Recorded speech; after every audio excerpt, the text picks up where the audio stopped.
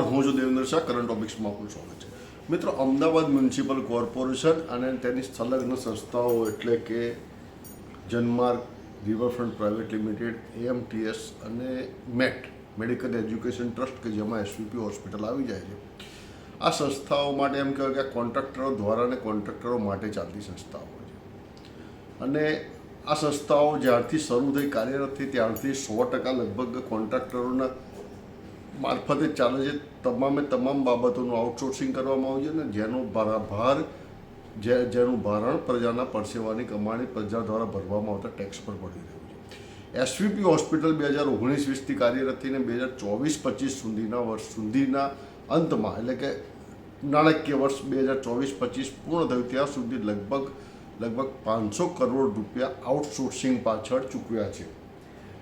જે પ્રાપ્ય ઉપલબ્ધ આંકડા છે તે મુજબ એસવીપી હોસ્પિટલમાં હાલ જે કંપનીઓ કામ કરી રહી છે તેમાં Updater services limited, blue spring, કરવેસ corporation, Salamati security, Faber Sindoori, Vishwa enterprise, Mindsquare private limited, ઇક્વા પ્રાઇવેટ લિમિટેડ અને આર્કિમેડિસ પ્રાઇવેટ લિમિટેડ જે કન્સલ્ટન્ટ છે પણ તેનું પણ આઉટસોર્સિંગ હજી સુધી ચાલી રહ્યું છે. તેને હજી સુધી પેમેન્ટ ચૂકવાય છે. શા માટે ચૂકવાઈ રહ્યું છે એ ખબર પડતી નથી. હવે આ કંપનીઓને તમામ કંપનીઓને જો ટોટલ આંકડા ગણવામાં આવે તો 2019-20માં 77 કરોડ 51 લાખ 77 કરોડ 51 લાખ રૂપિયા ચૂકવ્યા હતા આઉટસોર્સિંગના.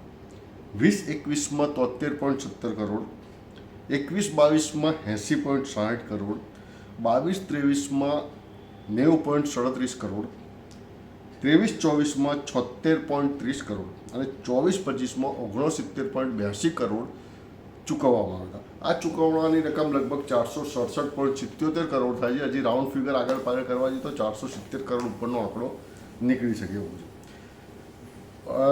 આઉટસોર્સિંગમાં જે મેન પાવર આઉટસોર્સિંગ જે છે તેના માટે થઈને અપડેટર, બ્લુ સ્પ્રિંગ અને કરવેસ કોર્પોરેશન આ 3 કંપનીઓને અત્યાર સુધીમાં 258 કરોડ રૂપિયા ચૂકવી ગયા છે.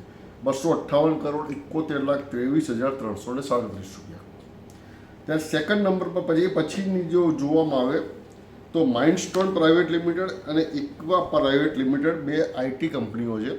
અને આ 2 આઈટી કંપનીઓમાં જો માઇન્ડ સ્ક્વેરની જો ગણતરી કરીએ તો 54,67,872 અને ઇક્વા જે છે એને 6,77,22,616 રૂપિયા ચૂકવાય.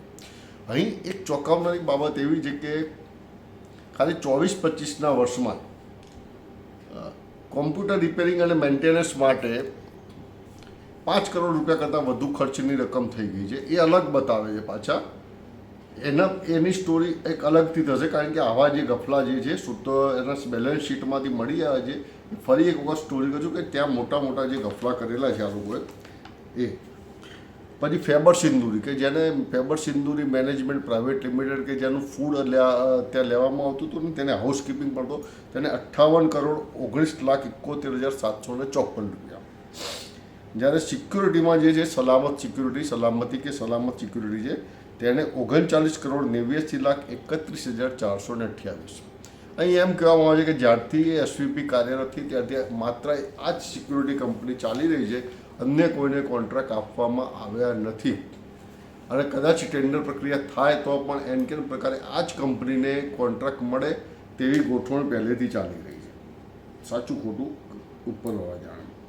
ત્યારબાદ બાયોમેડિકલ વેસ્ટ માટે જે છે કંપની કરવેશ એને જે સાયરેક્સ પ્રાઇવેટ લિમિટેડ એને 5 કરોડ 23,50,792 રૂપિયા.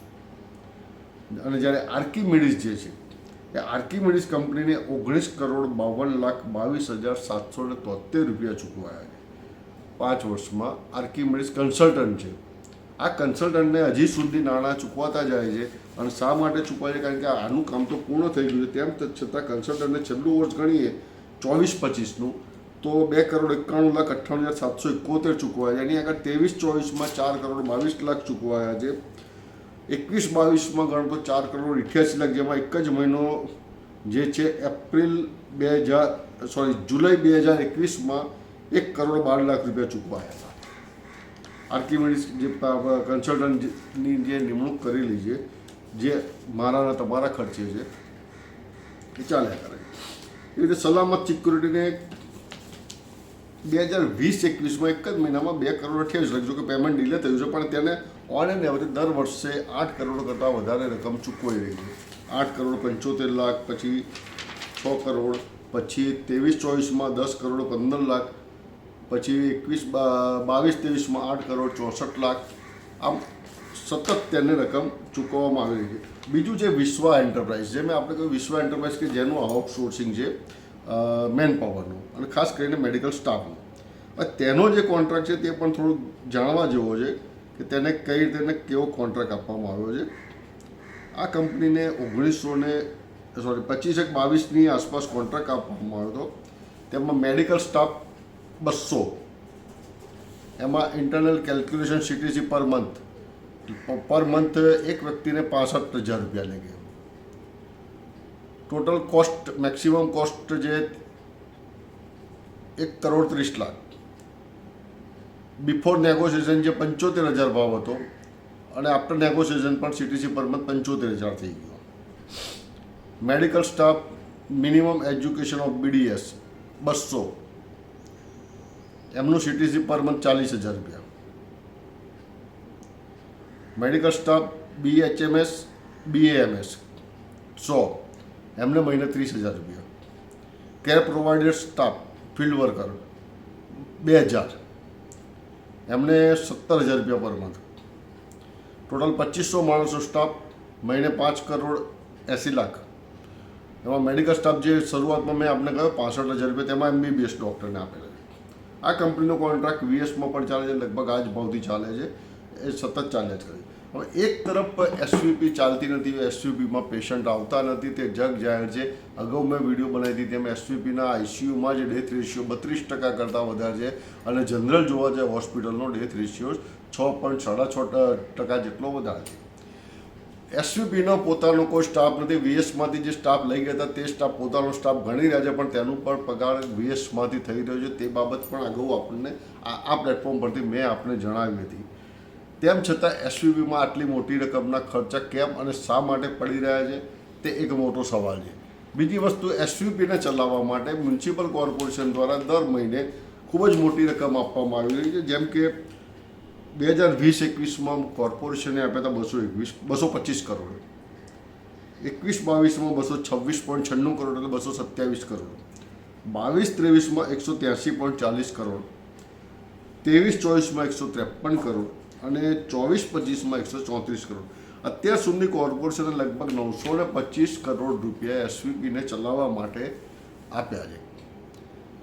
બીજી તેના સર્વેમાં હાઇલાઇટ છે કે SVP દ્વારા જે સર્વેમાં જે રકમ બતાવવામાં આવે છે કોર્પોરેશનની, તેને રીએમ્બર્સ ગણવામાં આવે છે. રીએમ્બર્સ ગણીને તે ઇન્કમ ખાતે નાખે છે અને ત્યારબાદ SVP પોતાનો નેટ પ્રોફિટ બતાવે છે. મતલબ કે આ સંસ્થા નફો કરી રહી છે તેવું દર્શાવી રહી છે.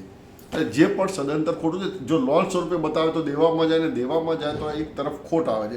પરંતુ SVPમાં આ ઊંધું ચાલી રહ્યું છે કે તેને રીએમ્બર્સ ઇન્કમ ગણે છે, મેડિકલ રીએમ્બર્સ ઇન્કમ એમ કરીને 135 કરોડ કે 225 કરોડ બતાવી દે છે અને એન્ડમાં 55 કરોડનો નફો આ 24-25ના વર્ષાંતે જ બતાવ્યો. તેની આગળ 35 કરોડનો નફો બતાવવામાં આવ્યો હતો. એટલે આમ આંકડાકીય રમત એક જાતની થઈ રહી છે, તે બાબત ચોક્કસ છે.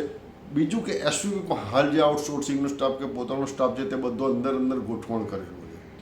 એટલે કે જે એક વ્યક્તિ ઉચ્ચ હોદ્દા પર હશે તેમાં તે જ પોતાના ભાણિયા ભત્રીજાઓને અંદર સેટ કરી રહી છે, તેવી પણ માહિતી બહાર આવી રહી છે. સાચું ખોટું તે લોકો જાણે.